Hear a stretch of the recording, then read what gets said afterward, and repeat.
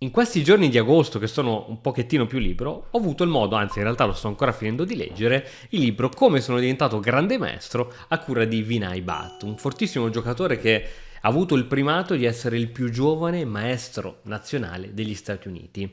A 10 anni e mezzo divenne maestro nazionale. Penso che oggi ci sono questo record sia stato ampiamente superato, abbiamo grandi maestri a 12 anni. E all'interno di questo libro lui fa un viaggio dove partita per partita ti fa vedere come è arrivato al titolo di grande maestro. Oggi voglio esaminare una partita tratta da questo libro dove lui raggiunge il titolo di maestro nazionale. Ripetiamo che aveva 10 anni e mezzo e possiamo vedere un gioco molto maturo. Andremo a commentare e analizzare mossa per mossa la partita. Ti annuncio che la partita finirà in 30 mosse, quindi una partita che finisce abbastanza in fretta, sembra quasi non combattuta per nulla. E niente, quindi ti porto con me all'interno di questa partita che si svolgerà, ti anticipo già, con la difesa siciliana. Ti ricordo che da oggi fino al giorno 24 c'è la promo su Mattoscacco. Tutti i nostri corsi di scacchi sono scontati del 20%. Inserisci il promo code estate20 e avrai accesso al 20% su tutti i corsi. Trovi il link qui sotto in descrizione. Ma adesso andiamo a vederci la partita. Il nostro protagonista gioca con il bianco e apre con E4.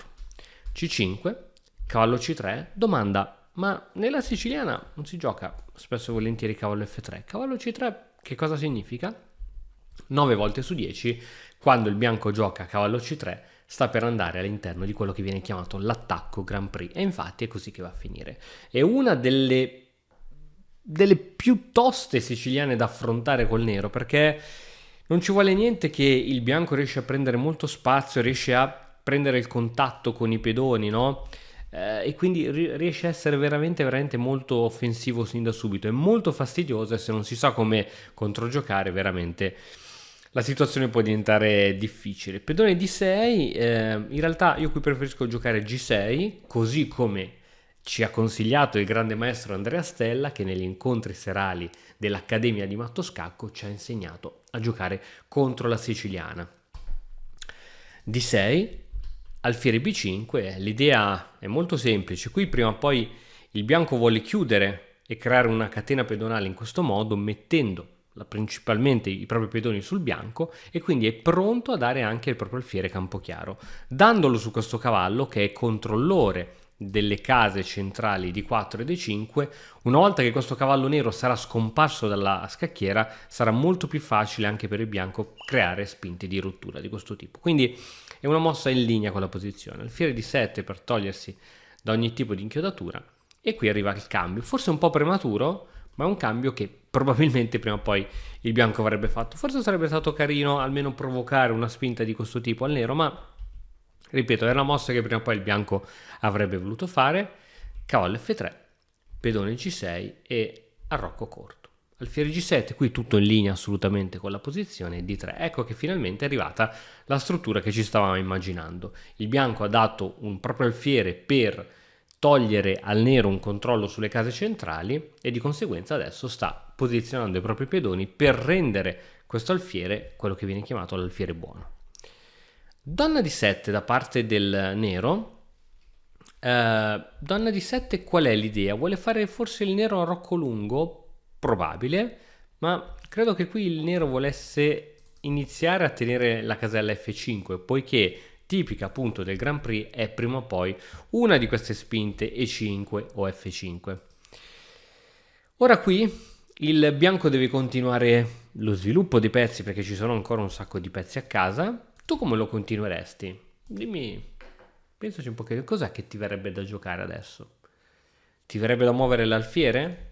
Se la risposta è sì, è dove lo metteresti? Probabilmente, la prima che ti è venuta in mente è alfiere 3. L'alfiere è un pochettino più attivo, anche perché abbiamo sempre detto che l'alfiere in D2 non vale nulla.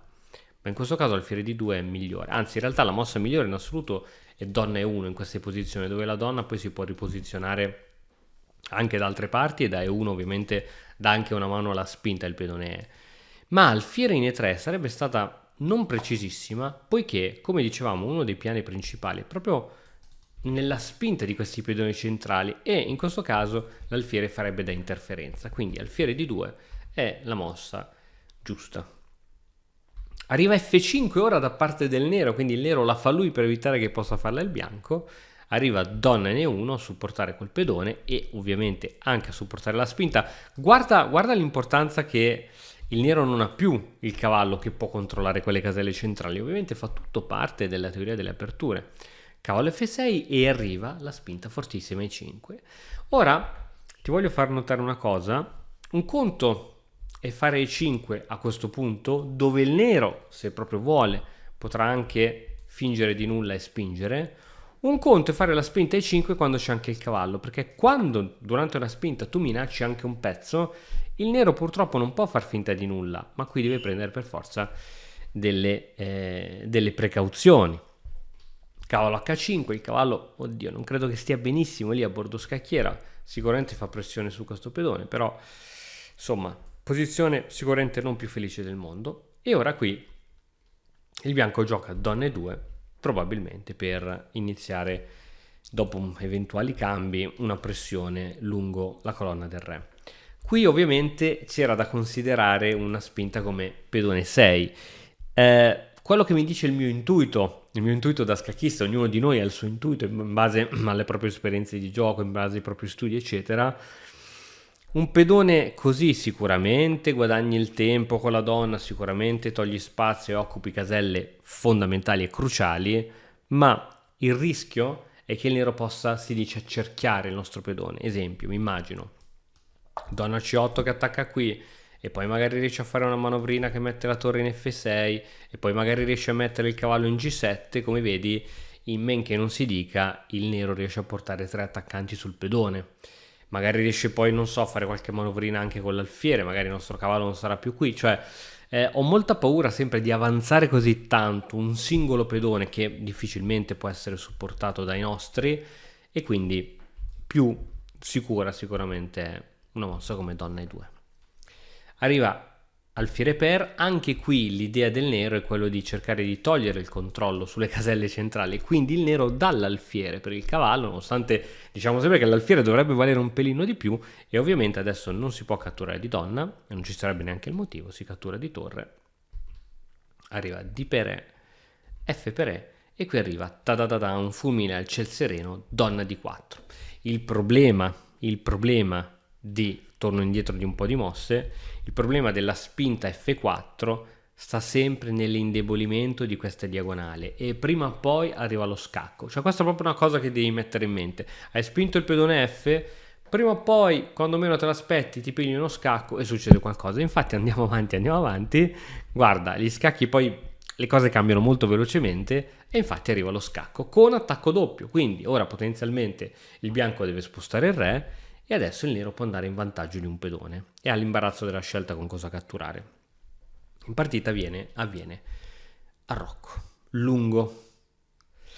Ora, che cosa sarebbe potuto accadere su questa cattura? Ovviamente questa è una partita a tempo lungo, quindi i giocatori avevano tutto il tempo per ragionarci, ma proviamo a immaginarci un pochettino la situazione. Qui, se fosse il bianco, che cosa ti verrebbe da giocare? La prima mossa spontanea, ovviamente non il cambio delle donne perché siamo sotto in svantaggio di materiale, ma torrine 3, e guarda come inizia a esserci già delle coordinazioni molto interessanti, che ora da qui a dire fai scaccomato, guadagni un pezzo, però fanno parecchia paura, no? Qui attacchiamo la donna deve andare, aumentiamo il numero degli attacchi e siamo 3 attaccanti contro 2 difensori su questo punto. Sicuramente può portare un altro difensore, ma qui ci sarebbe anche la tattica che ci viene in soccorso con cavallo in D5, con la minaccia di catturare questo alfiere. Catturi con l'alfiere, catturo con la torre, ma se mi decidi di prendere il cavallo, perché il cavallo ovviamente è sospeso, io ti posso tranquillamente catturare questo alfiere con minaccia di matto.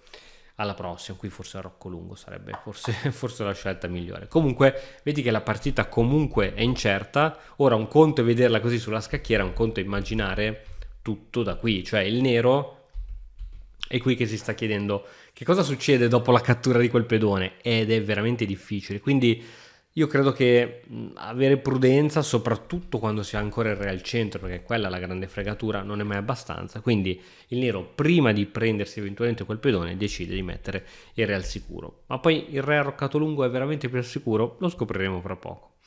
Arriva donna e 1. Questa è una mossa che faccio fatica a capire. Donna e 1. Mi aspettavo un torre 1. Credo, poi analizzandola e studiandola questa partita, credo che qui con donna e 1 semplicemente il bianco voleva creare una trappola. Allora, l'autore del libro, e quindi il bianco in questa partita, ha uno stile di gioco molto tricky, molto tattico. Lui è il genio delle tattiche. Lui dice che è arrivato a questi livelli grazie a tantissimi esercizi di tattica. Ed è quello che poi dicono tutti. Molti dicono che i scacchi sono 90% tattica, ed riusciva anche a uscirsene fuori da situazioni disperate grazie alla sua visione tattica. E qui io credo appunto che questa perdita di tempo come donna e 1, anziché per esempio andare a raddoppiare, no? Sta semplicemente nello sperare un'altra volta che il nero catturi, sempre per giocare poi mosse come torre qui per rifarsi su questo pedone o andare in E6. Quindi ancora una volta il bianco cerca l'apertura delle linee, ma il nero non ci sta, gioca B6 per consolidare un pochettino la propria struttura, arriva a 4 con l'idea di spingere il pedone fino a 5, creare delle rotture, magari non so, andare ad aprire la colonna A e iniziare a creare degli attacchi contro il re. Arriva pedone in F4 per il nero e adesso arriva cavallo in B5 con attacco sulla regina, che evidentemente si deve spostare e finalmente spostandosi decide di catturare il pedone. E ora ovviamente il cambio delle donne per il bianco è sempre sconsigliabile. Perché? Perché è in svantaggio di materiale. Se facciamo una conta di pedoni abbiamo 1, 2, 3, 4, 5, 6 pedoni contro 1, 2, 3, 4, 5, 6, 7. Quindi donna F1, mossa corretta, la donna si ritira dai cambi. Qui ovviamente si poteva assolutamente anche prima giocare un cavallo A7 con scacco, poi cambiamo le donne, però il bianco non ha voluto riprendersi il guadagno di materiale perché ambiva qualcosa di più, perché qui ora dopo una situazione di questo tipo, cambio delle donne, non dico che è pari, anzi probabilmente è anche buona per il bianco, che prima o poi ha anche questa mossa qui, però il bianco ambiva di più, motivo per cui non decide di catturare questo pedone ma sposta la donna in F1 e a questo punto la partita continua con donna per B2. Il nero invece è ingordo di pedoni e questo è il secondo pedone di vantaggio per il nero, ma come puoi capire la situazione si inizia ad aprire. Qui basta un nulla che arriva un donna e6 scacco, basta un nulla che iniziamo a aprire anche queste colonne, basta un nulla che c'è sempre questo, basta un nulla che c'è un alfiere C3, un torre B3, cioè ci sono tantissime cose interessanti e qui secondo me il nero sta andando un pochettino a cercarsi guai. Qui D4 secondo l'autore era un'ottima scelta con l'idea appunto di alfiere C3, donna B3 eccetera, che gli sfugge in partita e gioca a torre B1, una mossa secondo me iper capibilissima e sbagliata non è. Donna per C2 e siamo a 3 pedoni di vantaggio. Più 3 di vantaggio significa come se è un pezzo leggero in più, come se il nero fosse in vantaggio di un alfiere o di un cavallo. Vediamo come il bianco riesce a sfangarla. Si capisce, no, che c'è anche qui dell'iniziativa, ma da qui tra il dire e il fare c'è in mezzo il mare. Tra l'altro c'è sotto anche ora l'alfiere attaccato, motivo per cui arriva donna e 1 con molteplici idee, tenere l'alfiere e iniziare a preparare un attacco. Torre di 7 per tenere sia questo pedone che questo pedone e ora arriva finalmente D4. Errore, questa era la mossa che andava fatta prima, il bianco la vede con ritardo e questa mossa, che ovviamente ha sempre l'idea di aprire la colonna C, adesso non funziona. A livello di intuito può sembrare molto carina, il nero non se la sente di aprire la colonna e gioca C4, creandosi anche un ottimo pedone passato. In realtà con motore acceso, e col motore acceso siamo bravi tutti, con la cattura alfiere per D4 la partita era finita. Cioè non c'erano cose, per esempio dopo questa, è vero che arriva alfiere C3, quindi sembra che il bianco riesce a riprendersi un bel po' di materiale, ma per esempio dopo torre per E4, il nero gioca una mossa intermedia e alla prossima salva la torre. Oppure altre idee come, sempre dopo alfiere D4, come cavallo per A7, anche qui ulteriore sacrificio di pezzo, arriva la donna che si mette nei pressi del re, si prende questo pedone interessante, c'è questa carina coordinazione con questo pedone passato, posizione molto rischiosa, qui il motore consiglia di chiudere la comunicazione tra i due pezzi in questo modo, però non era facile da vedere anche questa manovra difensiva, ripeto, poi un conto è muovere i pezzi sulla scacchiera come stiamo facendo noi, un conto è fare tutto a mente. Quindi, non sentendosela, su una mossa come D4 il nero decide di giocare C4 e questo è stato il treno perso del nero, perché il nero avrebbe vinto la partita catturando quel pedone. E quindi adesso la partita si ribalta, come spesso accade a scacchi, no? Perdi quell'occasione della vita e ora ti si ritorna tutto contro. Arriva torre C3 con bellissimi attacchi, donna per A4 cercando di prendersi più materiale possibile e arriva, ora questo ovviamente non si può più catturare perché è tenuto dalla donna, ma arriva donna E6 con raddoppio di attacco di minaccia su quel pedone, torre D8, arriva la cattura con minaccia sulla donna, la donna va in A6, non sembra la posizione migliore del mondo, ma una mossa come in A2 che sembra promettente in realtà permetteva al bianco quale mossa? Riesci a vedere? Metti in pausa il video, c'è un colpo tattico fortissimo, l'hai visto? E il colpo tattico è torre C8, si perde la donna, scacco. Quindi donna 6 in realtà è una delle poche mosse che funziona. Torre B in C1, adesso si minacciano entrate di questo tipo, è vero che è tenuto dalla donna, ma bisogna sempre vedere. Arriva cavallo F6 e ora il bianco va scacco, il nero dà la donna per le due torri, ma il bianco ha una posizione formidabile, scacco, c'è un cavallo molto minaccioso, ma soprattutto adesso entra in gioco anche l'alfiere con scacco e il matto è praticamente inevitabile. Che cosa ci portiamo a casa da questa bellissima partita?